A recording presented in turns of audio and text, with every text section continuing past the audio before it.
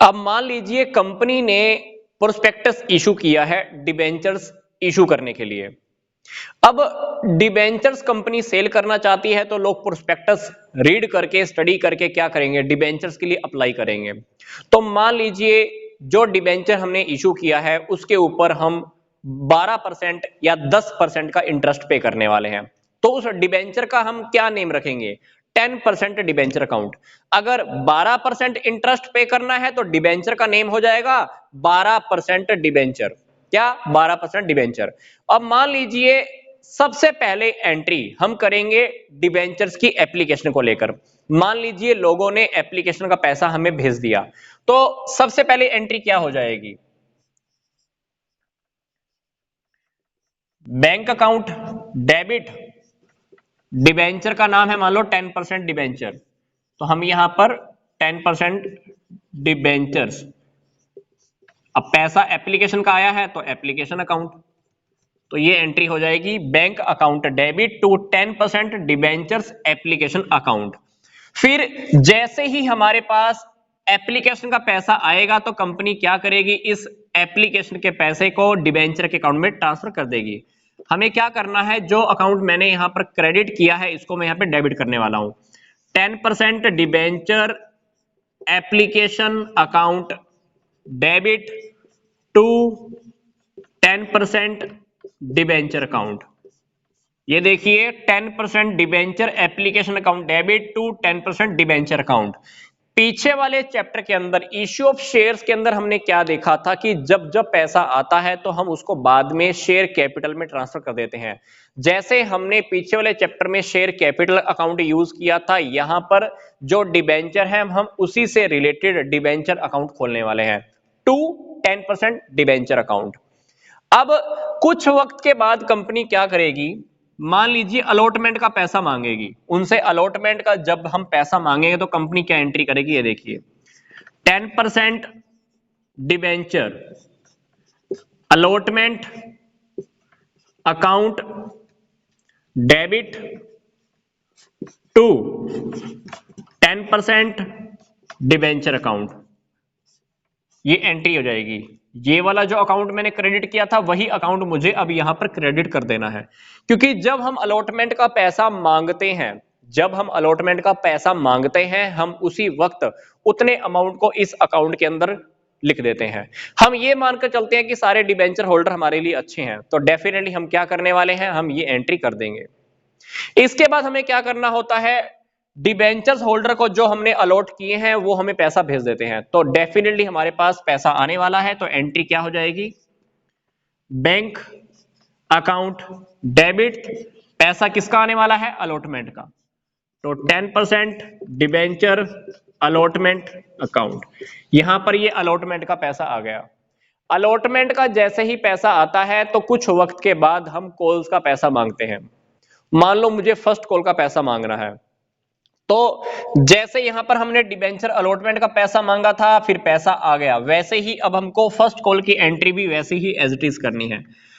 10% debenture first call account debit to 10% debenture account. तो मान लो मैंने फर्स्ट कॉल का पैसा मांग लिया। अब फर्स्ट कॉल का पैसा मांग लिया तो थोड़े वक्त के बाद क्या होगा, फर्स्ट कॉल का पैसा आ जाएगा। पैसा कहां पे आएगा, हमारे शेड्यूल्ड बैंक के अंदर सबमिट हो जाता है। तो एंट्री हम क्या करेंगे, bank account debit to 10% debenture first call account. जो अकाउंट हमने यहां पर डेबिट किया था वो अकाउंट हमने यहां पर क्या कर दिया, क्रेडिट कर दिया। इसी तरह से मान लो मैंने उनसे सेकंड कॉल या थर्ड कॉल का पैसा मांग लिया है, तो यहां पर क्या करना है आपने, जहां पर मैंने फर्स्ट लिखा है यहां पर आप सेकंड लिख देना, थर्ड कॉल भी है तो आप यहां पर थर्ड लिख देना। क्या, थर्ड है तो थर्ड लिख देना, सेकंड है तो सेकंड भी लिख देना। क्योंकि कभी कभी कंपनी क्या करती है ना, डिबेंचर्स होल्डर से first call, second call, third call, तीन तीन कॉल्स में पैसा मंगवाती है थोड़ा थोड़ा करके, तो हम वैसे ही उतनी ही एंट्रीज आगे आगे भी कर सकते हैं।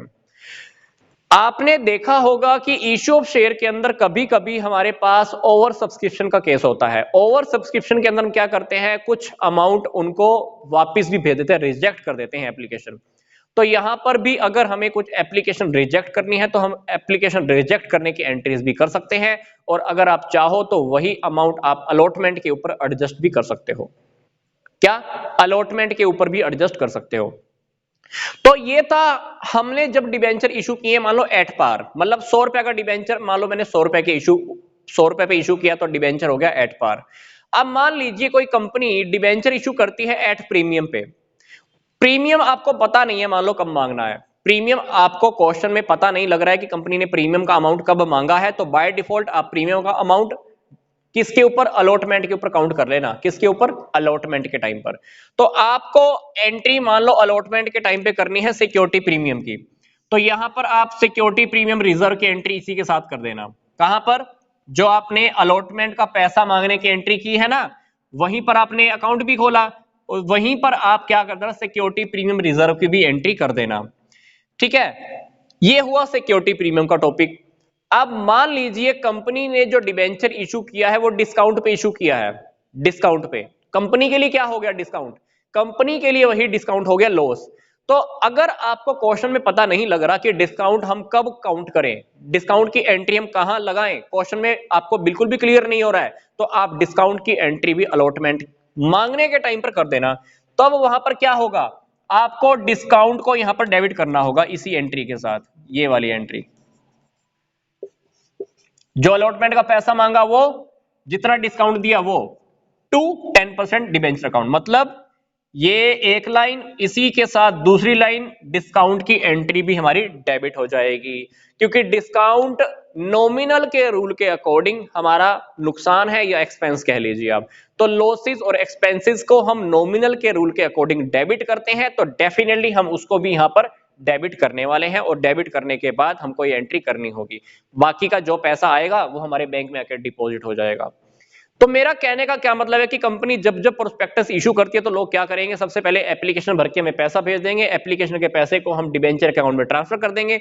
अलॉटमेंट का पैसा मांगेंगे, अलॉटमेंट का पैसा आ जाएगा। फर्स्ट कॉल का पैसा मांगेंगे, फर्स्ट कॉल का फिर पैसा आ जाएगा। तो ये जनरली सी हमारी एंट्रीज एज इट इज चलती रहती हैं। तो ये थी हमारी सिंपल सी एंट्रीज डिबेंचर्स को इशू करने के टाइम पर।